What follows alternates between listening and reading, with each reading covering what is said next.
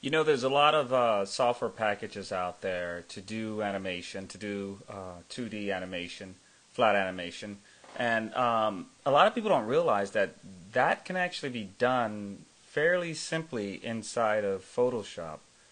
Um, and you know, really, most people just kind of bypass Photoshop, thinking when you're talking about animation, thinking that it's just a program that's meant for you know manipulating pixels. Well, that used to be the case, but now it does a lot more than that.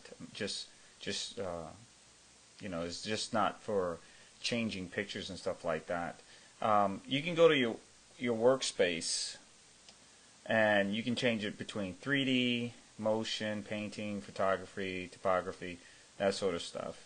And if you go to, I normally like to go to Windows Workspace and put it to motion, so that I can have an easier time when it comes to animation. So I have this character here for the new show that I'm working on, and inside the character is the full setup. So I'm gonna double click that so you can see. I know that looks weird, but if you look here, that's just the different facial expressions. So I can turn that off, but then I have all of these open. All of these are open because when I open them in a different software package, I have to fix all of this stuff so that it works with the other software package that I'm using. But instead of doing that, I'm going to show you how you can start just animating right in Photoshop. That means I don't have to set up the Photoshop file to go into another software package.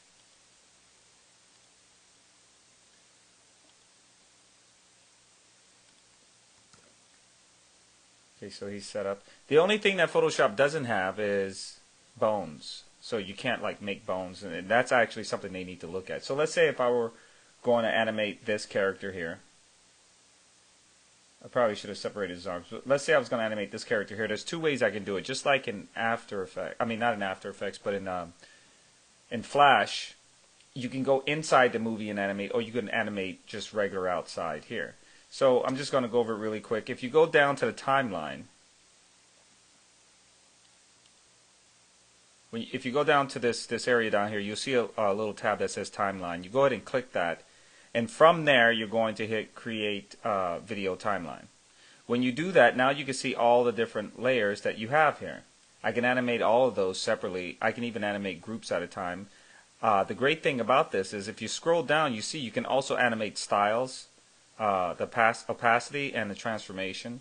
If you click this little time thing here, just like if you've ever dealt with visual, any sort of animation, you know that this enables your keyframes. Keyframes is just a point in time that you want something to happen at that point in time. So you click this, and once you click it, that means I created a keyframe at frame 0. And if you look down here, you see this is where I'm at on the timeline, and this is my film frames per second. If I go deeper into the timeline, so I'm at 10 frames, 20 frames, and you can see that by the top.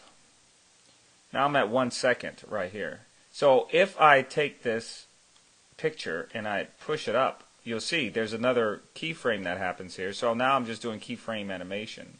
So if I go back down here, as you see that I'm starting to animate that, right? I can even go in here, copy it.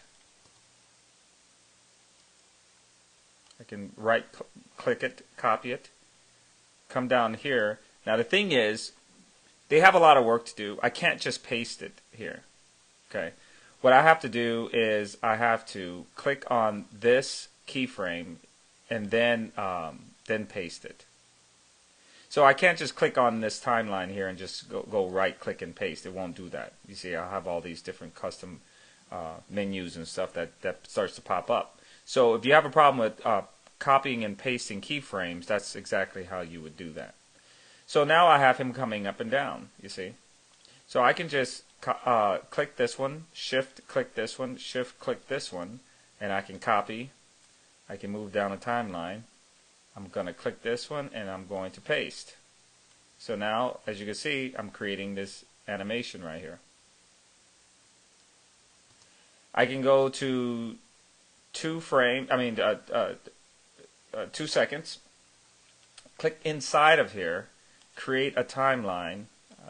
Go to 2 seconds here, and now you'll see I can have access to the arms and legs and stuff the way I separated it.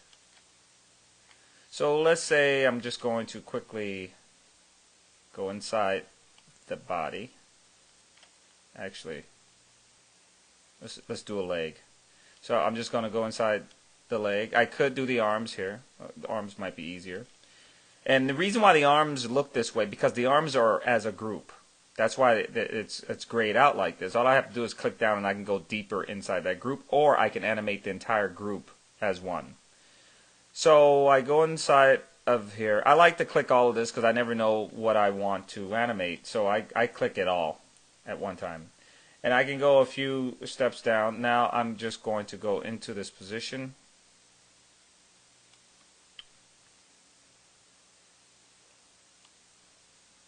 Ew, that looks nasty. Okay, so I'm going to do the whole thing. I'm going to X out of that. I'm going to... So what I'm going to have to do is I'm going to animate the entire arm as a group. Now I'm showing you this as a demonstration, but this character is not really this character is split apart for another program, so that's why I have the arms separated like that. So he's not really set to be animated inside of Photoshop, although that's what I'm doing. If I were to do this for Photoshop, I would make this all one. Here, let me just do that. I'm not going to save this anyway. So I'm just going to make this. I'm going to right click this. I'm going to hit convert to a smart object. Now that I converted that group into a smart object, I can still go inside the group and still manipulate the arm, and I still have access to different parts of the arm here. But I'm not going to do that. And I keep going, I can keep going deeper and deeper into the character. So I'm just going to take this smart object, and now I'm going to hit transform here, seconds there. I'm going to rotate that.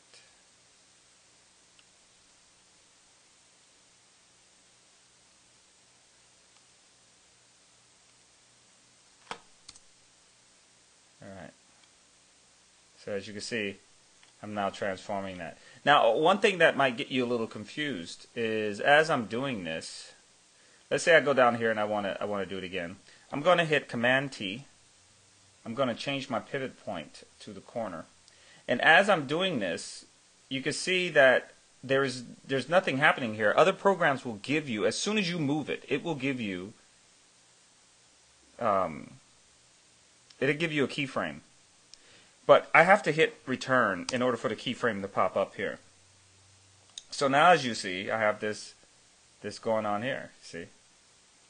So if I go back into the main timeline,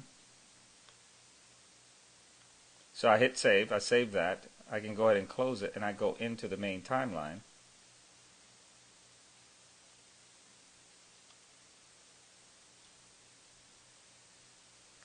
It's doing it at the exact same spot that I asked it to do it, inside of the arm group. But it should really give you an idea that they incorporated a lot of important things in here that allows you to actually be able to make a full production in Photoshop alone. And remember, Photoshop not only does the 2D, it does the 3D. You can actually have a 3D scene with 2D mix. And part of the show that I'm doing, the web show that I'm doing, I'm actually doing a lot of that in Photoshop. I'm doing a lot of the 3D in Photoshop, and I'm doing a lot of the 2D stuff in Photoshop. Some of the compositions are in Photoshop because I got to go to Photoshop anyway. And I would wager that in the future, Adobe's really going to push the envelope with this. Photoshop will be Premiere. It will be After Effects. It will have all of that in one. It'll have all those things in one. It'll be a massive program, but it'll be a bit more efficient because you don't have to shift between different programs. They actually have a program something like that, but it's not exactly like that, and that's the way they're going. So let's say I'm done with this animation. I can now export it. So I click this little button down here. I'm going to export a movie. When I click this little button down here, the little arrow, it's going to go ahead and open up a dialog. And it's going to initialize. So it's starting to initialize. Come on. Don't take forever. Alright, so we're back. So it already organized everything. So now I just hit render. You know, these are the standard settings for rendering. I can select the folder that I want it in, the encoder that I'm using, the format. This is a great format, especially for if you're going to put it up to YouTube. And I'm not really going to go over all of this because it's self-explanatory. But if you do have any questions about this, if I'm really skipping this and I shouldn't be, go ahead and send me a message. All right, and so that's it. That's how you can create animation in Photoshop. If you guys have any questions, go ahead and email me off the YouTube channel. And if you have any ideas for any other tutorials, go ahead and send me a message, and I'll see what I can do. I'll talk to you soon.